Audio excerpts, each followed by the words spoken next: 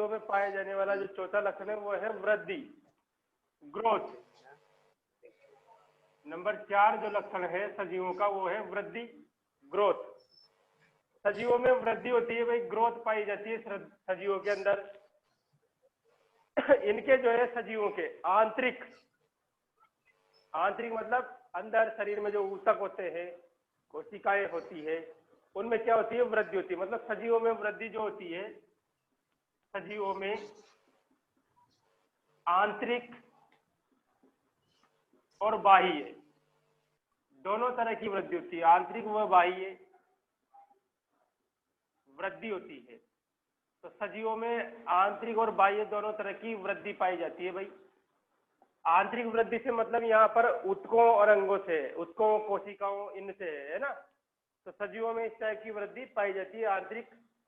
जबकि निर्जीव जो होते हैं, निर्जीवों में आंतरिक वृद्धि नहीं होती है। जैसे मान लो कोई रेत का टीला है, समझना ध्यान से, रेगिस्तान के अंदर, मरुस्थल के अंदर कोई रेत का टीला है, छोटा सा है टीला।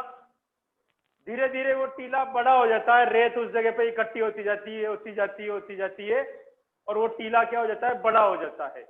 तो ये इस टाइप की जो वृद्धि है, सही नहीं दिख रहा है? अरे भाई सही दिख रहा है या नहीं दिख रहा है? बोर्ड नहीं दिख रहा है। नहीं दिख रहा? नहीं चैट दिख में रहा। बोलो, चैट में करो डन या नहीं दिख रहा, जो भी है।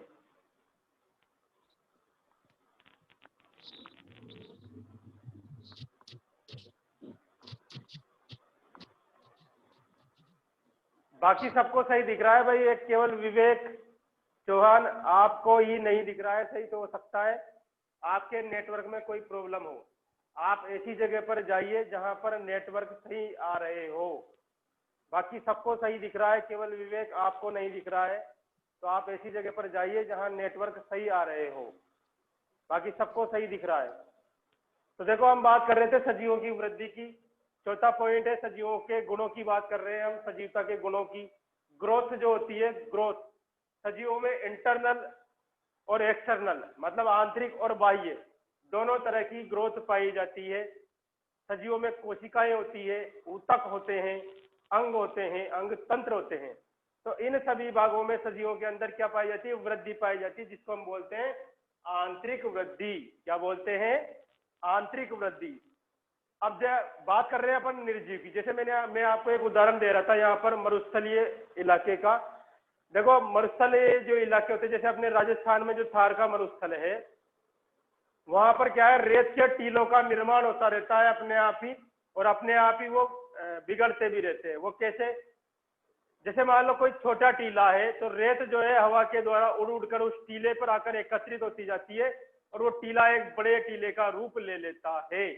ये जो वृद्धि है ये बाह्य वृद्धि है। इसमें आंतरिक कोशिकाओं का या ऊतकों का कोई रोल नहीं है। तो ध्यान रखना, निर्जीवों में आंतरिक वृद्धि नहीं पाई जाती है। निर्जीव केवल बाह्य वृद्धि प्रदर्शित कर सकते हैं, जबकि जो सजीव होते हैं, सजीवों में आंतरिक और बाह्य दोनों तरह की वृद्धि पाई जाती है। तो ये हो गया आपके चौथा पॉइंट काय का, सजीवता के लक्षणों का। पांचवा पॉइंट है देखो सजीवता के लक्षणों का, जनन, रिप्रोडक्शन। देखो जनन क्या है? जनन है सजीवों के द्वारा अपने समान संतति, संतति मतलब संतान। देखो जनन क्या है? सजीवों के द्वारा अपने समान संतति उत्पन्न करने की जो क्रिया होती है वो कहलाती है जनन। दोबारा सुनना, सजीवों के द्वारा अपने समान संतति उत्पन्न करने की प्रक्रिया क्या कहलाती है? जनन या रिप्रोडक्शन कहलाती है। कोई भी सजीव जो होता है वो अपने वंश को बनाए रखने के लिए कौन सी क्रिया करता है? जनन करता है। जनन मतलब अपने समान संतति को जन्म देता है। यह प्रक्रिया कहलाती है जनन। जैसे अभी ये मार्कर है, कभी सुना है कि मार्कर ने मार्कर को जन्म दिया है? सुना है क्या? नहीं सुना। निर्जीव जनन क्रिया नहीं दर्शाते हैं। ओनली कौन दर्शाता है जनन क्रिया? सजीव। सजीव प्राणी जो है अपने समान संतति उत्पन्न कर सकते हैं। लिख रहा हूं मैं यहाँ पर, सजीव अपने समान संतान या संतति भी बोल सकते हैं इसको, संतान उत्पन्न करते हैं, जिसे क्या बोलते हैं हम, जनन बोलते हैं, जिसे जनन कहते हैं। तो सजीवों में अपने समान संतति उत्पन्न करने की क्षमता पाई जाती है भाई, जिस प्रक्रिया को अपन ने क्या कहा, जनन कहा, रिप्रोडक्शन कहा। देखो इस प्रक्रिया के द्वारा, कौन सी प्रक्रिया के द्वारा, जनन प्रक्रिया के द्वारा सजीव जो है अपने वंश को बनाए रखते हैं, अपने वंश की उत्तरजीविता को बनाए रखते हैं। अगर मान लो सजीव जनन नहीं करेंगे तो उनका वंश नहीं बचेगा। जैसे मान लो अगर मनुष्य जनन नहीं करते, मनुष्य अपने समान संतति को जन्म नहीं देते, तो एक मनुष्य जो शुरू में उत्पन्न हुआ था उसके बाद में मनुष्य प्रजाति नष्ट हो जाती। इसी प्रकार से हम दूसरी प्रजातियों की बात करें तो वो भी नष्ट हो जाती। तो ध्यान रखना, सजीव जो है क्या कर सकते हैं, अपने समान संतति उत्पन्न कर सकते हैं या संतान उत्पन्न करते हैं, जिसे हम क्या बोलते हैं, जनन कहते हैं। तो ये भी सजीवों का एक लक्षण है। और ये प्रक्रिया पादपों और जंतुओं दोनों में पाई जाती है भाई। हम बात कर रहे हैं सजीवता के लक्षणों की, तो वृद्धि पादपों में भी होती है, जनन पादप भी दर्शाते हैं। जैसे बीज जो होते हैं हम जो भूमि में बोते हैं, इससे क्या बन जाता है, नया पादप बन जाता है। तो बीज जो बना वो बीज कौन सी प्रक्रिया के द्वारा बना, जनन प्रक्रिया के द्वारा बना। और जब उस बीज को हमने भूमि में रोपा तो उसका अंकुरण हुआ और अंकुरण से क्या बन गया, नया पादप बन गया। इसी प्रकार से वृद्धि जो है, वृद्धि भी होती है पादप में। एक छोटा सा बीज एक विशाल वृक्ष बन जाता है, तो ये क्या है, वृद्धि है। क्या है ये, वृद्धि है। इसी प्रकार से एक छोटा सा, देखो अंडाणु क्या होते हैं, मादा युग्मक होते हैं मनुष्य के अंदर, और शुक्राणु क्या होते हैं, नर युग्मक होते हैं। ये शुक्राणु और अंडाणु जो है बिल्कुल जरा से होते हैं, छोटे से, एक बिंदु समान होते हैं, छोटे छोटे, और इन दोनों का आपस में संलयन होता है, तो उसको हम क्या बोलेंगे, निषेचन बोलेंगे। क्या बोलेंगे, निषेचन। निषेचन से बनता है युग्मनज। क्या बनता है, युग्मनज। ये युग्मनज जो होता है ये एक कोशिकीय होता है, इसमें केवल एक कोशिका पाई जाती है, किसमें, युग्मनज में। और इस एक कोशिकीय युग्मनज से बहुकोशिकीय मनुष्य का निर्माण हो जाता है। इसका निर्माण हो जाता है बहुकोशिकीय मनुष्य का। तो ये प्रक्रिया क्या है, वृद्धि है। क्या है ये, वृद्धि। इसी प्रकार से जनन क्या है, सजीवों के द्वारा अपने समान संतान उत्पन्न करने की जो प्रक्रिया है वो क्या है, जनन होता है। और ये दोनों प्रक्रियाएं जो है सजीवता के मुख्य लक्षणों के अंतर्गत आती है। ये पांचवा लक्षण था सजीवता का। छठा लक्षण देखेंगे हम, पोषण। पोषण देखो भाई, सजीव जो है अपने जीवन को सुचारू रूप से चलाने के लिए या सजीवों को कोई भी कार्य करने के लिए काय की आवश्यकता होती है, ऊर्जा की। काय की आवश्यकता होती है, ऊर्जा की। और सजीव जो है ऊर्जा कहाँ से ग्रहण करते हैं, भोजन से। तो सजीवों के द्वारा भोजन को ग्रहण करना या भोजन के रूप में ऊर्जा ग्रहण करना या आवश्यक तत्वों को ग्रहण करना क्या कहलाता है, पोषण कहलाता है।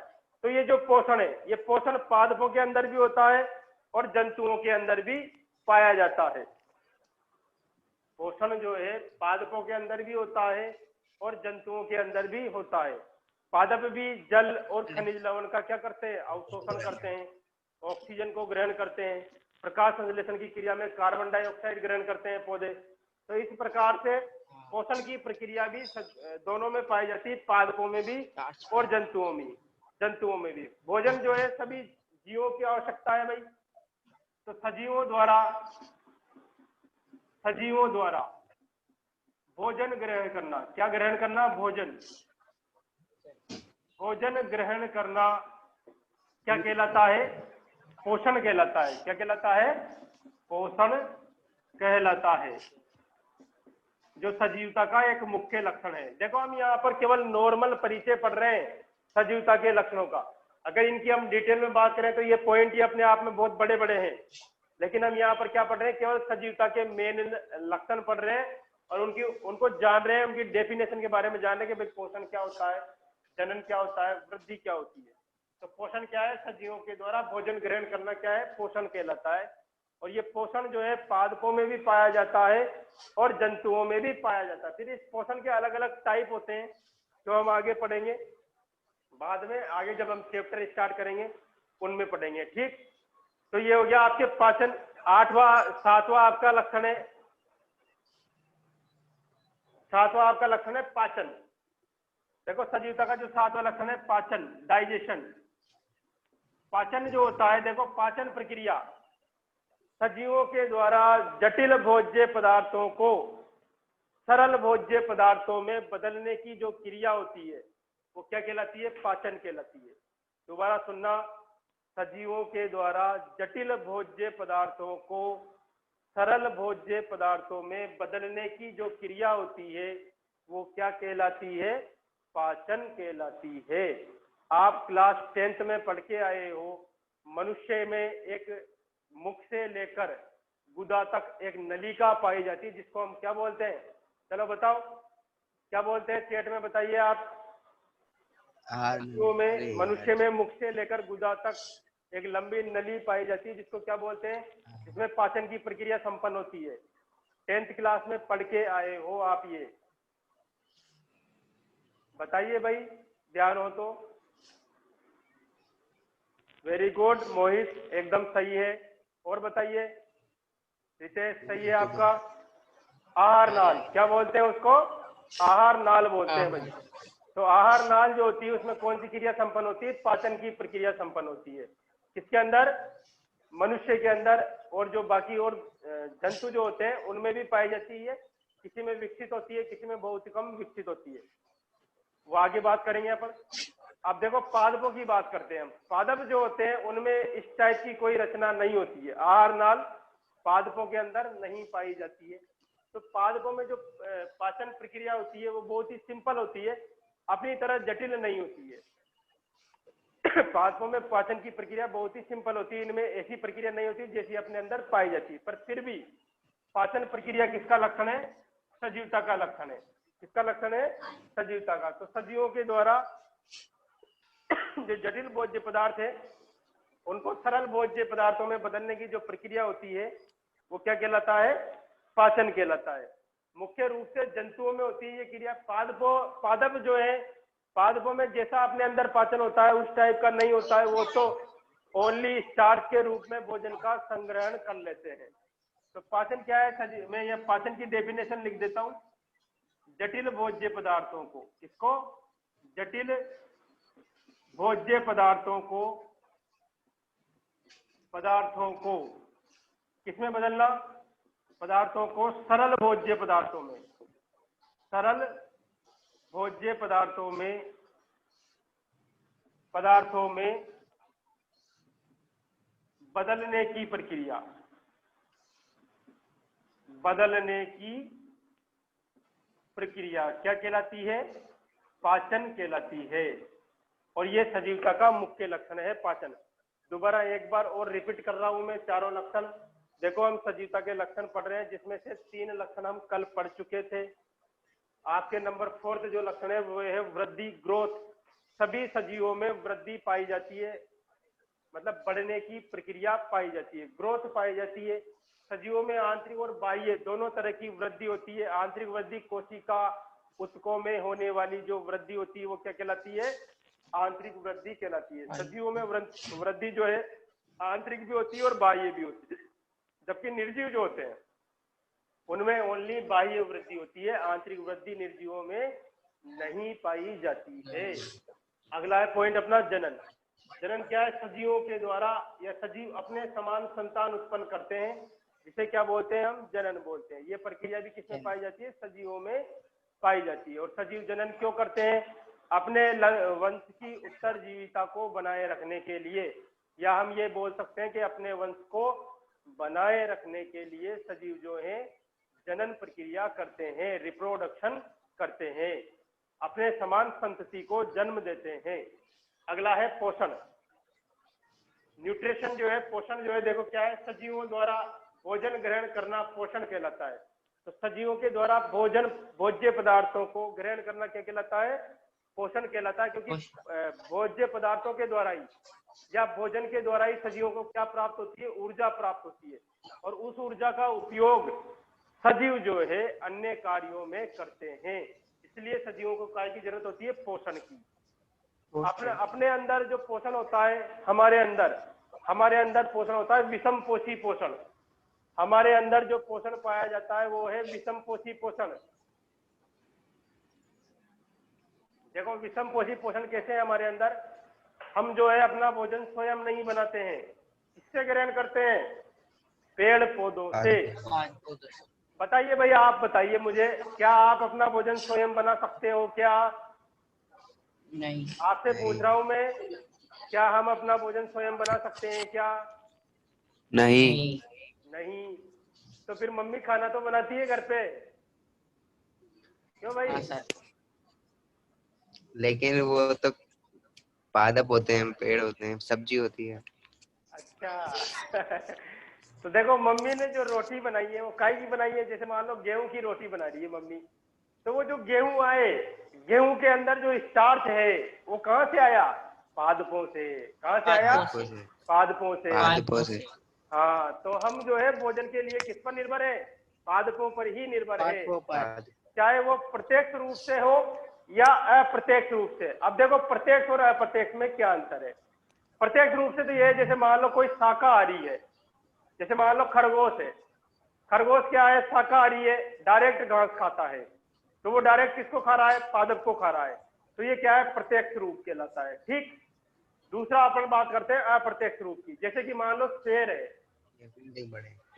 चीता है, बाघ है, ये क्या है? मांसाहारी है, ये डायरेक्ट घास नहीं खाते। जैसे शेर किसको खाएगा? हिरण को खाएगा। तो हिरण से ऊर्जा कहाँ जा रही है? शेर में। कहाँ जा रही है? शेर में जा रही है ना हिरण से ऊर्जा। लेकिन जो हिरण के अंदर जो ऊर्जा है वो कहाँ से आई? पेड़ पौधों से।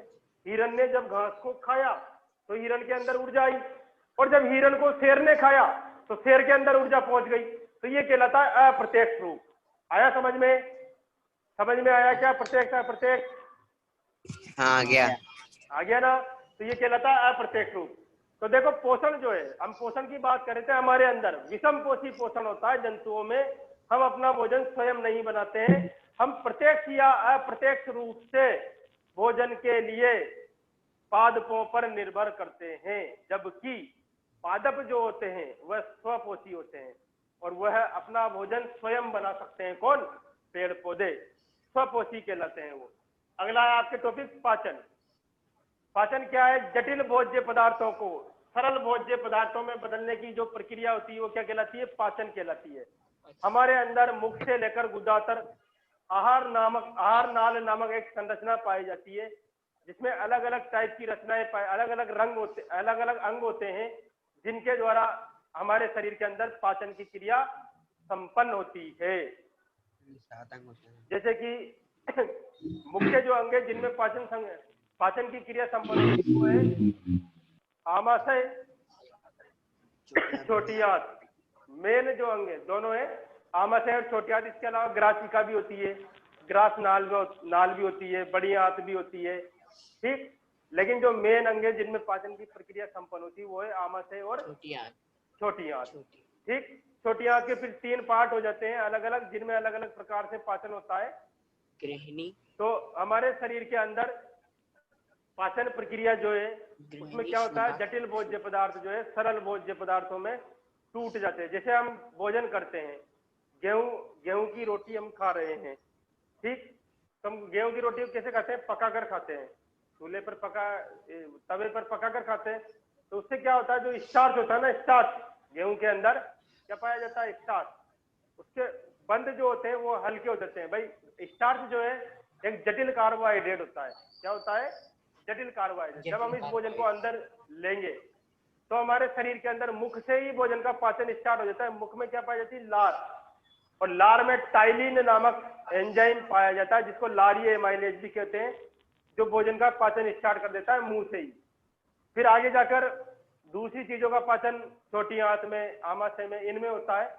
और इस तरह से भोजन जो है छोटे छोटे टुकड़ों में बंट जाता है और सभी पार्ट जो है अपने अपने स्थान पर पहुंच जाते हैं। तो इस प्रकार से भोजन का पाचन होता है। कहाँ पर? हमारे शरीर के अंदर। तो ये थी पाचन प्रक्रिया। अब ऐसा करो, वैसे तो ये क्या है, हम नॉर्मली लक्षण पढ़ रहे हैं सजीवों के बेसिक टाइप में, लेकिन फिर भी आप इनको नोट कर लीजिए, लिख लो इनको, नोट कर लो, जब नोट कर ले तब डन कर देना।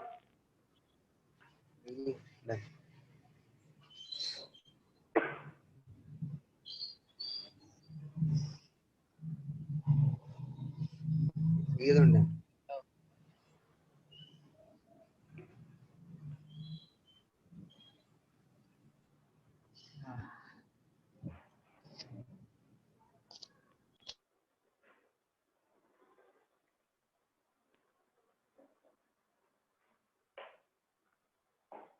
नोट कर लो आप, ये कर लिया नोट?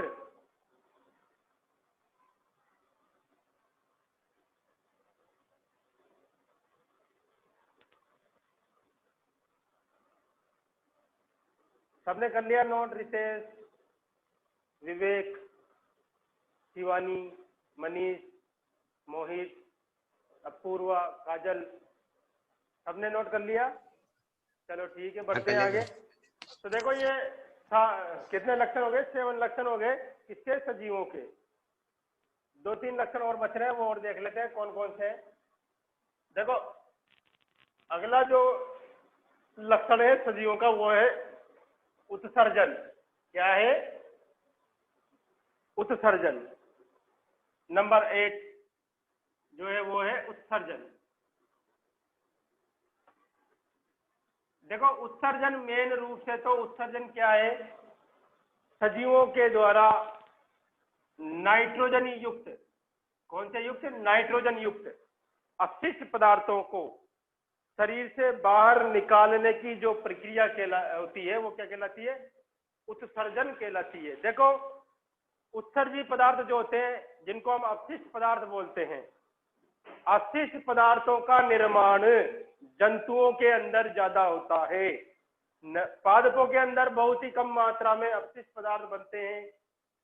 और पादप के अंदर जो अपशिष्ट पदार्थ बनते हैं उनको कुछ पादप तो यूज कर लेते हैं, मतलब उनमें से बहुत से पदार्थों को पादप क्या करते हैं? यूज कर लेते हैं, और बहुत से जो है बाहर निकाल देते हैं। और पादपों के द्वारा जो अपशिष्ट पदार्थ बाहर निकाले जाते हैं वो मनुष्य के यूज में आते हैं। भाई मनुष्य के यूज में कैसे? जैसे कि गोंद, मनुष्य काम में लेता है या नहीं लेता? गोंद को लेता है। तो पादप इतना उत्सर्जी पदार्थ नहीं बनाते हैं जितना कौन बनाता है? जंतु बनाते हैं। हम बात कर रहे हैं यहाँ पर मेन उत्सर्जन पादप भी करते हैं, लेकिन मेनली हम उत्सर्जन की बात किसके लिए करेंगे यहाँ पर? जंतुओं के लिए। क्योंकि जो अपशिष्ट पदार्थ होते हैं नाइट्रोजन युक्त अपशिष्ट पदार्थ वो ज्यादातर जंतुओं में ही बनते हैं। किनमें? जंतुओं में।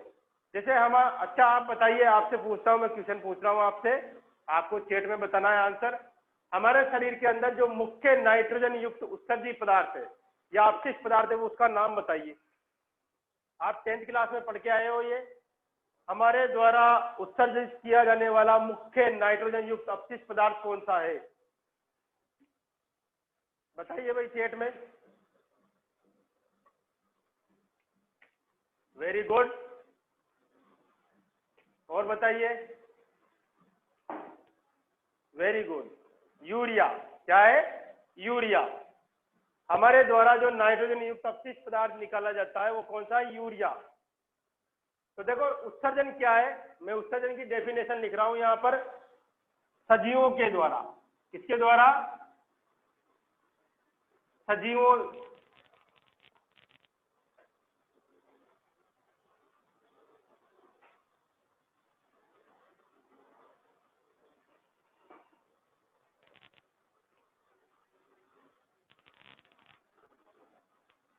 किसके द्वारा? सजीवों द्वारा। सजीवों द्वारा नाइट्रोजन युक्त, कौन से? नाइट्रोजन युक्त अपशिष्ट पदार्थों को, किसको? अपशिष्ट पदार्थों को शरीर से, किससे? शरीर से बाहर निकालने की जो प्रक्रिया होती है वो क्या कहलाती है? उत्सर्जन कहलाती है। निकालने की प्रक्रिया। क्या कहलाती है? उत्सर्जन कहलाती है। अब देखो ये जो नाइट्रोजन युक्त अवशिष्ट पदार्थ है हमारे शरीर के अंदर मुख्य रूप से कौन होता है? यूरिया होता है। कौन होता है? यूरिया। अब ये जो यूरिया है, देखो यूरिया आपको पता है, तो यूरिया खाद के रूप में हम किसको देते हैं? पेड़ पौधों को देते हैं कि नहीं देते? यूरिया उर्वरक देते हैं ना, पादपों को, फसल को देते हैं ना। क्यों देते हैं? नाइट्रोजन की पूर्ति के लिए। काय के लिए देते हैं? नाइट्रोजन की पूर्ति के लिए हम पादपों को क्या करते हैं? यूरिया देते हैं। किसकी पूर्ति के लिए? नाइट्रोजन की पूर्ति के लिए। ठीक।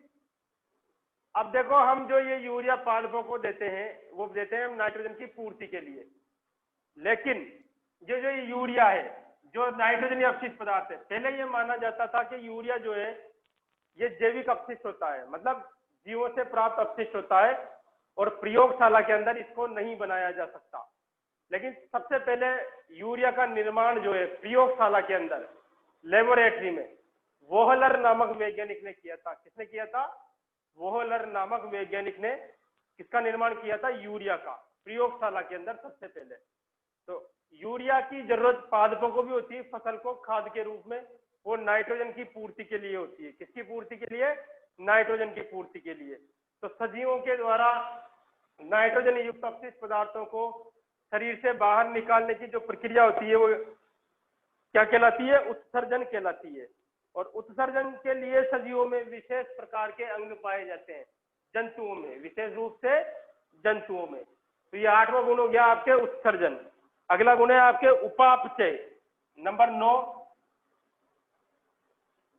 सजीवता का जो नंबर 9 गुण है वो है उपापचय। क्या है? उपापचय। देखो उपापचय क्या है? उपापचय जो है सजीवों के अंदर, किसके अंदर? सजीवों के अंदर या सभी सजीवों के अंदर जो कोशिकाएं होती है, वो जो कोशिकाएं होती है उनके अंदर विशेष प्रकार की जैव रासायनिक क्रियाएं पाई जाती है, जो 2 प्रकार की होती है। एक तो निर्माणकारी होती है जिसमें पदार्थों का निर्माण होता है, और एक होती है अपघटनकारी जिनमें पदार्थों का अपघटन होता है। तो सजीवों के अंदर 2 टाइप की प्रक्रियाएं होती है, एक तो निर्माणकारी और एक अपघटनकारी। इन दोनों प्रक्रियाओं को मिलाकर बोलते हैं उपापचय। क्या बोलते हैं? उपापचय। जो निर्माणकारी प्रक्रिया होती है उसमें पदार्थों का निर्माण होता है, और जो अपघटनकारी प्रक्रिया होती है उसमें पदार्थों का अपघटन होता है, मतलब पदार्थ टूटते हैं। ठीक। तो ये 2 टाइप की प्रक्रियाएं होती है सजीव के अंदर, जिसको क्या बोलते हैं? उपापचय। इसके बारे में डिटेल में जानेंगे हम।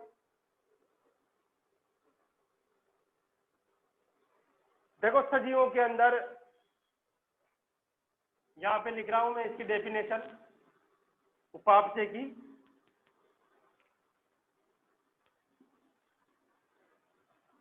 सजीवों में, एक मिनट में मार्कर लेके आ रहा हूं, थोड़ा रुकना।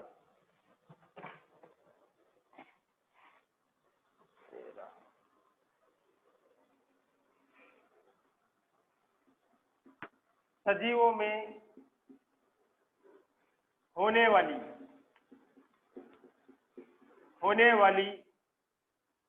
सामूहिक, कैसी? सामूहिक जैव रासायनिक प्रक्रिया, रासायनिक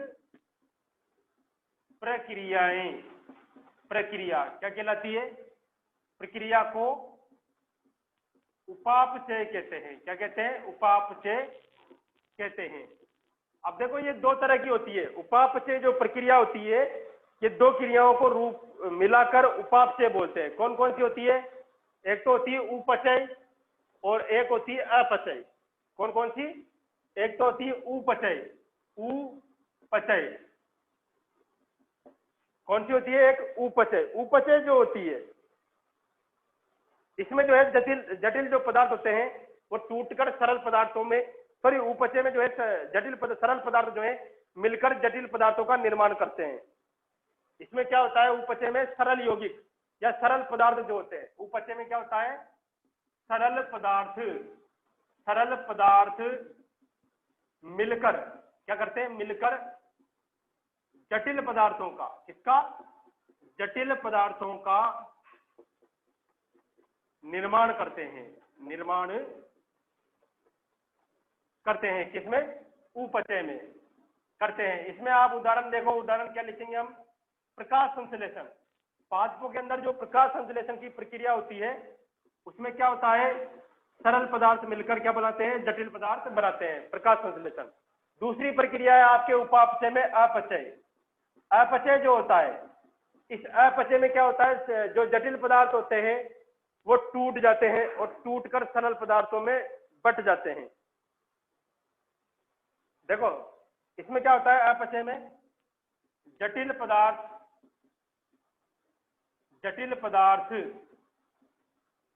टूटकर क्या करते हैं? टूटकर या अपघटित होकर भी बोल सकते हैं हम इसको, टूटकर सरल पदार्थ बनाते हैं। उदाहरण क्या है इसका? उदाहरण है इसका पाचन। जो पाचन क्रिया है वो किसका उदाहरण है? अपचय का। तो देखो उपापचय क्या होता है? उपचय और अपचय, कौन कौन? उपचय और अपचय को मिलाकर क्या बोलते हैं? उपापचय बोलते हैं। क्या बोलते हैं? उपापचय बोलते हैं। किस किस को मिलाकर? उपचय और अपचय को मिलाकर क्या बोलते हैं? उपापचय बोलते हैं। क्या बोलते हैं? उपापचय बोलते हैं। ठीक। अब ये दो टाइप की होती है। उपापचय क्या है? सजीव में होने वाली सामूहिक जैव रासायनिक क्रियाएं क्या कहलाती है? उपापचय कहलाती है। कौन कौन सी? उपचय और अपचय। उपचय क्या है? सरल पदार्थ मिलकर जटिल पदार्थों का निर्माण करते हैं। उदाहरण प्रकाश संश्लेषण में। इसमें प्रकाश संश्लेषण में। अपचय क्या है? जटिल पदार्थ टूटकर सरल पदार्थ बनाते हैं। उदाहरण पाचन।